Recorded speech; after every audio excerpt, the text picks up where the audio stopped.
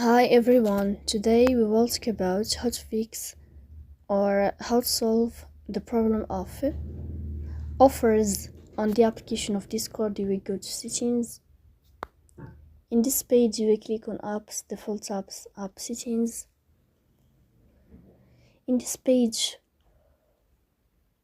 you will search about the application of Discord and you will click here. Then this page of app info, you will click on first stop and you will click OK. Here you will enter to the window of storage.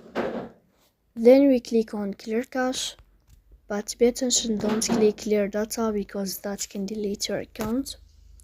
Here we go to Play Store. You will search about the application of Discord. Then you can uninstall your app and you can install it again. So please don't forget to support us by like and subscribe. See you next time.